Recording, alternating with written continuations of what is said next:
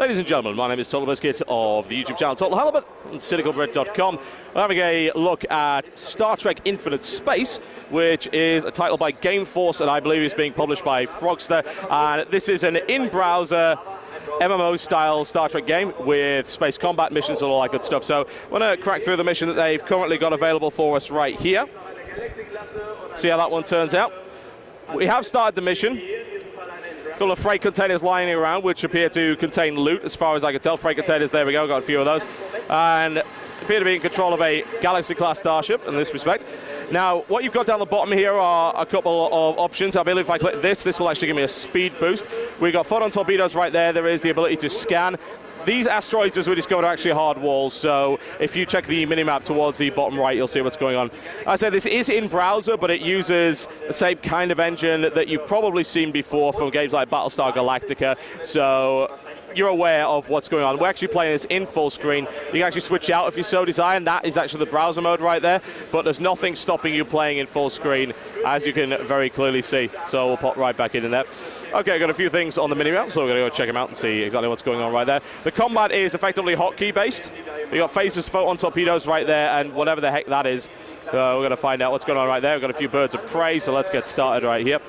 Walk on them. Phaser banks the way that you would expect. A couple of photons in the front right there, sorted out.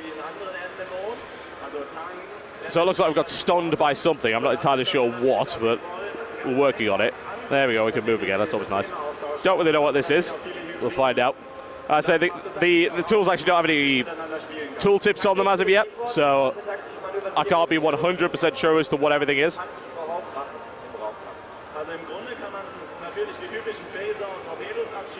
The photon torpedoes out there. So with regards to the actual combat, fairly simple. WASD controls. Hotkey based right here. I would assume, yeah, indeed, 2 actually will give you the hotkey that you want. So you can do that. So in a respect, it's kind of similar to Star Trek Online, but it's from this top-down perspective, which, as far as I'm concerned, is quite nice. It does give the combat a good feel to it, nice flow. And it's not too fast either, which, as far as I'm concerned, is a bit of a problem for quite a few games. Anything that does Star Trek, it has very, very fast movement, is just not quite what we're looking for. I think we should just be able to make a run through here by using the speed boost. Except for the fact that these actually have tractor beams on them. That's useful information to know. I appear to be having a few problems right here. I'm not too keen on that.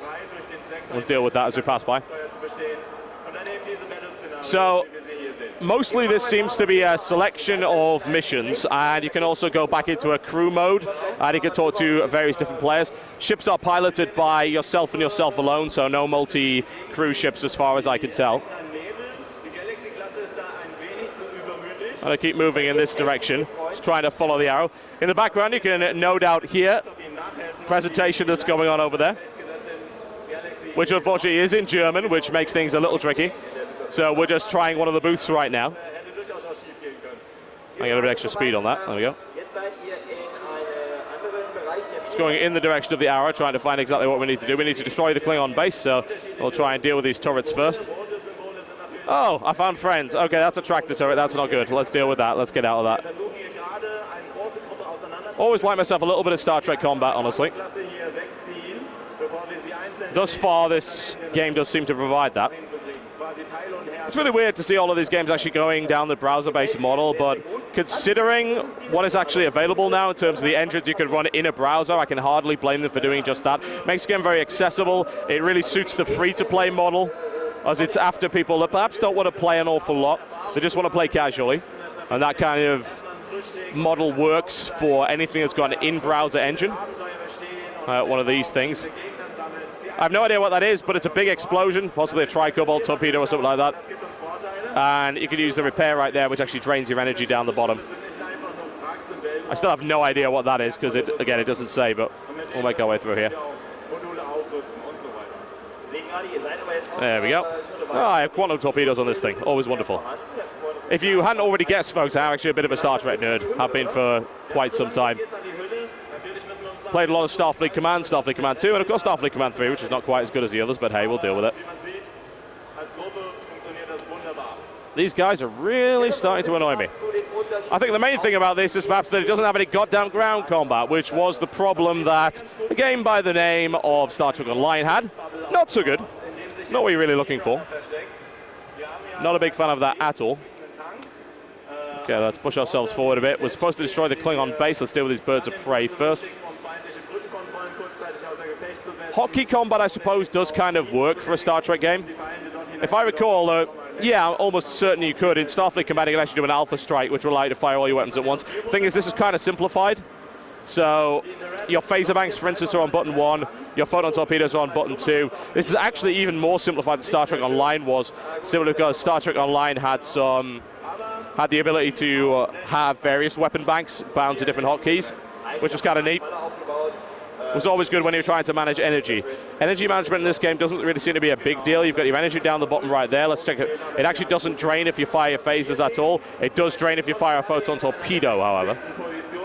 The Streamrunner class ships coming in right there. Once again, showing my Star Trek nerdiness as much as possible here. I don't get to show that off an awful lot, so it's always nice to do. There is also a scan right there. I don't really know what that actually does. Doesn't seem to really help. Maybe it's a buff of some description. No, I'm trying to fire on my own, guys. You can't blame me. I haven't seen a Streamrunner class ship in ages. Okay, and now we're going to try and make a run at this Klingon base over here. Onward for great justice. Ouch, that looks ugly. Let's fire on it.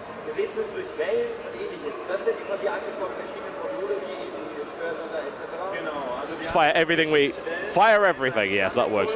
We're now completely out of energy, so that perhaps was not the best idea. How much damage is this thing taking? I actually do not know. Where's this energy bar? It's be down there. Okay. I have sadly been locked down, which makes me extremely upset. I can't help but notice my allies are actually doing nothing at the moment. So hanging around, it's like, well, no, we'll just let you have all the glory on the base. Like, please don't. I actually need your help. Aside from that, though, the game is fairly simplistic. There's nothing you really need to worry about, per se, in terms of how hard the game is going to be to handle. It is very, very easy to get into. That's probably what they're looking for, a bit of a casual experience. Nothing necessarily wrong with that. Okay, let's deck it. Okay, now you're moving it to help. How very useful of you. Are you going to shoot it, or are you just going to... There you go. Problem solved. It's all good. The AI perhaps needs a little bit of work in terms of how it's moving around. Bear in mind, of course, pretty much everything we're showing today at Gamescom is, needless to say, not complete. It is a work in progress, so do not judge it by its cover. There you go, and nail that down a bit. Fantastic. Try and bring this Klingon base down, and then once we've done that, we can perhaps have a look and see what's going on otherwise. Loud noises! The best kind of noises, folks. Kind of to be expected. There we go. Down you go. And that, ladies and gentlemen, is the mission done.